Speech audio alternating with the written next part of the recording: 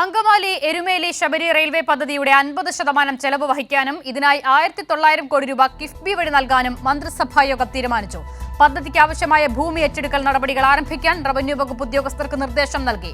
ഇക്കാര്യം കേന്ദ്ര റെയിൽവേ മന്ത്രാലയത്തെ അറിയിക്കുവാനും മന്ത്രിസഭായോഗം തീരുമാനിച്ചു. സുലേഖ ശശികുമാർ വിവരങ്ങൾ നൽകാൻ എത്തിയിരിക്കുകയാണ്. സുലേഖ, കേരളത്തിന്റെ ദീർഘനാളായുള്ള ആവശ്യമാണ്, കാത്തിരിപ്പാണ്. കേന്ദ്രത്തിന്റെ പച്ചക്കൊടി ലഭിച്ചതിന് പിന്നാലെ സംസ്ഥാനം നടപടികൾ വേഗത്തിലാക്കുകയാണല്ലേ?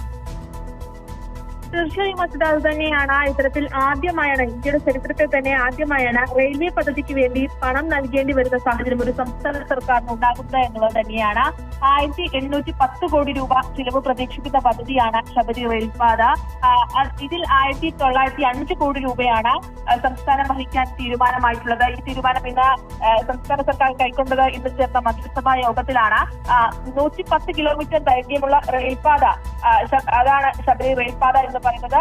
ഇതിൽ സുരക്ഷിതവും സൗകര്യപ്രദവുമായ യാത്ര ഒരുക്കുന്നതിനൊപ്പം തന്നെ ഇടുക്കി, എറണാകുളം, പത്തനംതിട്ട ജില്ലകളിലെ കിഴക്കൻ മേഖലയ്ക്കും വലിയ സാമ്പത്തിക വളർച്ച ഉണ്ടാകും എന്നുള്ളത് തന്നെയാണ് മന്ത്രിസഭ ഇതിൽ കാണുന്ന ഒരു കാര്യം എന്ന് പറയുന്നത്. എന്തായാലും 27 വർഷത്തിലേറെയായി മുടങ്ങിക്കിടന്ന ഈ വികസന സ്വപ്നം യാഥാർത്ഥ്യമാക്കാൻ കിഫ്ബി മുഖേന തുക കണ്ടെത്താനാണ് നിലവിൽ തീരുമാനം ഉണ്ടായിട്ടുള്ളത്.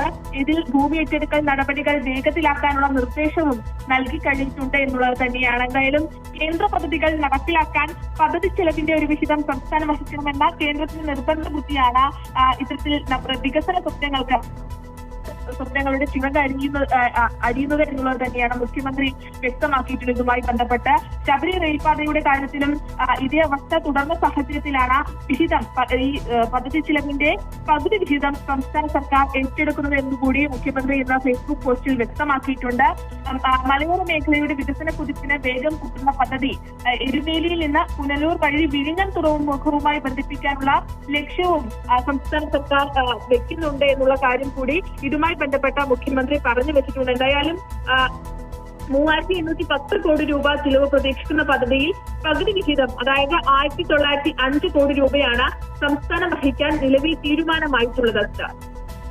സുലേഖ ശശികുമാർ വിവരങ്ങൾ നൽകിയത്.